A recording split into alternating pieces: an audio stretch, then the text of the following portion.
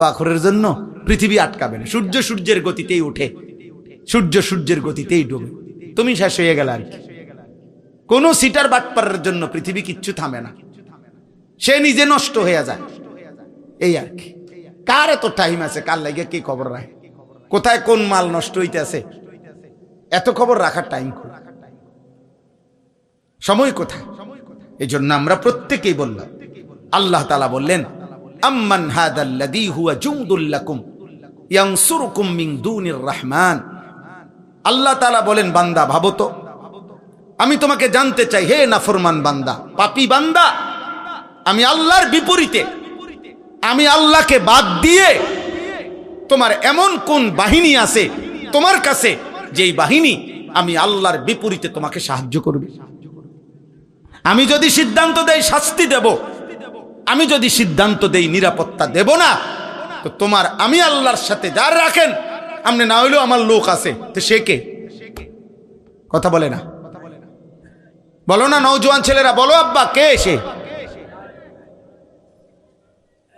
আমার চোখের এই বাম চোখের উপরে ওই এলেঙ্গা কি বলে, এটা হইছে একটু ফুলে গেছে, তেলেঙ্গা। তো এই কালকে বিকাল থেকে সন্ধ্যা থেকে এই পর্যন্ত সারাক্ষণ আমার কাছে মনে হইতেছে যে আমার এই জায়গাটা খসখস খসখস করতেছে, ব্যথা করতেছে। তাইলে এই সামান্য একটু জ্বর, একটু সর্দি, একটু মাথা ব্যথা, একটু পেটের অসুখ, একটু চোখের ব্যথা জিন্দিগিটা এলোমেলো করে দেয়। স্বাভাবিকতা মানুষের, স্বাভাবিক চলাফেরার, উল্লাস, আনন্দ, স্বাভাবিক জীবন চলার সবকিছুকেই পেরেশানিত করে ফেলে।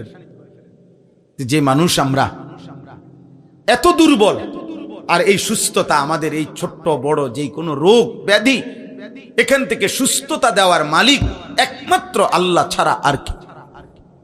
বলো না ভাই, এই কথাটা, এই সাধারণ কথাটা তোমরা বুঝতেছ না কেন? বেনামাজি বাবা ভাই আপনারা বুঝেন না কেন? কেন বুঝেন না? আল্লাহর সাথে আমি সব সময় বলি, আল্লাহর সাথে কেন নারাজ হইলেন? আল্লাহর সাথে অভিমান করলেন কেন? এমন মালিক রে মানুষে ভুল করে কেন?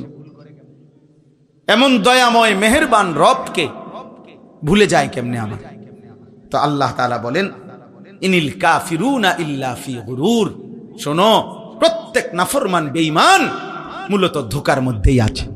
সে মনে করে মদ খায়, জুয়া খেলে, সে মনে করে চুল ফিরে, সে মনে করে মোবাইল আছে, নর্তকী আছে, সে মনে করে জিনা করছে, ব্যভিচার করছে, গাঁজা খাইতেছে, ফুট্টা খাইতেছে, বাবা খাইতেছে, সে মনে করতেছে উল্লাস, দরবার কেউ নাই, ছুইবার কেউ নাই, বাধা দিবার কেউ নাই। আল্লাহ বলে না না, প্রতিটা নাফরমান বেঈমান মূলত ধোকার মধ্যে আছে। ধোকা ধোকা ধোকা কিসের মধ্যে? ইনিল কাফিরুনা ইল্লা ফি গুরুর। আল্লাহ বলে দুনিয়া তোরে ধোকা দিছে নাফরমান, নারী তোকে ধোকা দিছে, একটা ছোট্ট মোবাইল তোকে ধোকা দিছে, কয়টা অসৎ বন্ধু তোকে ধোকা দিয়ে ফেলেছে, মদের আড্ডা তোরে ধোকা দিছে, জুয়ার আড্ডা ধোকা দিছে, পাথরের মূর্তি তোরে ধোকা দিছে, মূর্তি পূজা তোরে ধোকা দিয়ে দিছে, একটা বিল্ডিং, একটা দালান, সামান্য কয়টা টাকা, একটা এলাকার সামান্য কুদ্দুর ক্ষমতা তোরে ধোকা দিয়ে দিছে।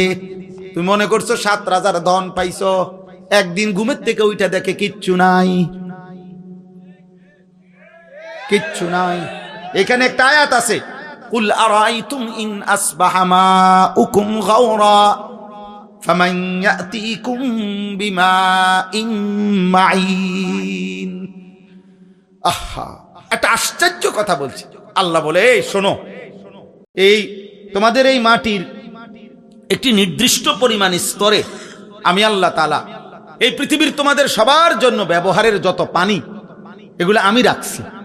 বিশ্বাস করো বান্দা, যদি আমি আল্লাহ তাআলা যেটুকু দূরত্বে তোমার পানি থাকে, এটুকু থেকে উঠাও তোমার মেশিন, তোমার যন্ত্র, তোমার মোটর, আমি যদি পানির স্বাভাবিক লেয়ার, তাপমাত্রা আর লেয়ার, এটা আমি যদি একদম ভূগর্ভস্থের আমার জমিনের তলদেশে নিয়ে যাইগা, পানির এই স্তরটা এটা যদি নিচে নেইগা, তো ফামাইয়াতিকুম বিমাইন মাইন, তাহলে তোমাদের এই চলার সারা দিন রাতের এই হাজারো পানির এই ধারা তোমাদের জীবন জীবিকা পরিচালিত করার জন্য বলো না বান্দা, কে এনে দিবে পানি? কে এনে দিবে? কি করছো তোমরা বান্দা? গোটা মধ্যপ্রাচ্য বাবা, গোটা আরব বিশ্ব, তাদের পানির এত ক্রাইসিস যে তারা এই পানি, সাগরের লোনা পানিকে তারা শোধন করে এরপরে মানুষের খাবারের পানি, মিঠা পানি তারা মেশিনের মাধ্যমে শোধন করে বানায়।